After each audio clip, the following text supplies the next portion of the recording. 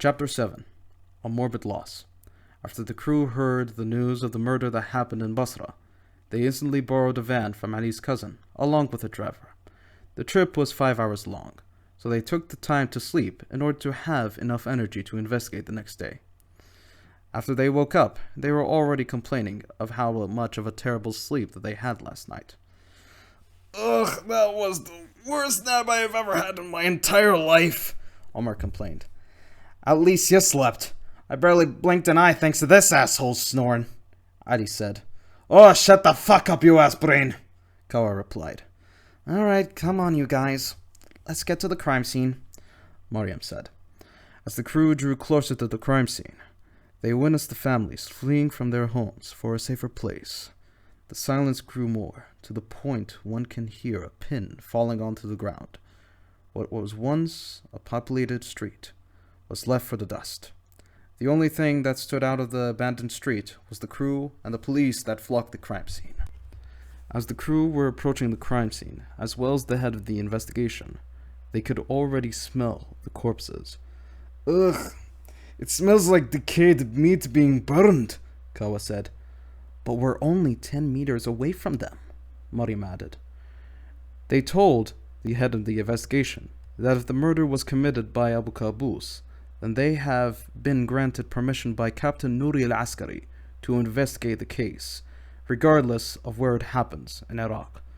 The head of the investigation confirmed that it was committed by Abu Qaboos and allowed them to take part of the investigation. So, who are the victims? Omar said. The victims are Saad and Safia al-Halaf. They're cousins that were engaged in order to be the successors to the family business. He was 18 and she was 16.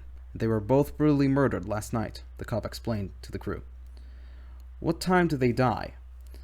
Why were they out late at night? Who found out that they were dead? And family business? The approximate time is unknown. However, it is most probably 12 a.m. to 1:30 a.m. They were on a date last night. The person who found them was a policeman doing his night shift, and yes, they are part of Al-Halaf tribe. They are one of the biggest merchant family in all of Iraq, the cop replied. May I go to examine the bodies? Mariam said. Why, are you a doctor? The cop asked. Have you met a woman who is a cop? Mariam replied. Good point, but are you a doctor or not? The cop asked again. Ugh, yes, I am, Mariam replied. Alright, go ahead, the cop said. Mariam went to examine the bodies, and what she saw wasn't like any other corpse she ever examined in her life. The first thing that she noticed was the victims' faces. They were gone, along with the eyes. Blood was coming out of the eye sockets, as if the corpses were crying in pain. As she investigated, she noticed holes in what was the necks of the victims. She examined the necks further, and she notices the groups of flies that were spewing out of the throats.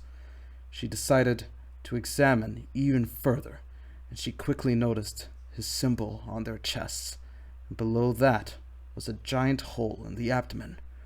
Most of the intestines and the kidneys were missing. The maggots were feasting on the flesh. The stench was so strong, Mariam almost threw up at the moment. She then stopped examining the bodies and went back to the crew. Well, what did you find? Kawa said. Not much, but the size of the cuts, they were strange, Mariam answered. Elaborate, Omar asked. Well, they were perfect cuts, Mariam added. What? I mean, usually when I examine bodies that have been stabbed, the stab, it's basically an average size of a dagger, and it isn't too deep into the body. This is bigger, and it almost cut the head right off, Mariam said. It could be an axe, Omar said. No, an axe would have made a bigger wound, and it would have taken the heads clean off, Mariam replied. While Omar, Mariam, and Kaur were discussing about the case, Ali noticed that people were sneaking in the alleyway. Hey, people who aren't working with the cops they're not supposed to be here, right? Ali asked. Yeah, they're not allowed, Omar replied. Well, looks like we got some intruders, Adi said.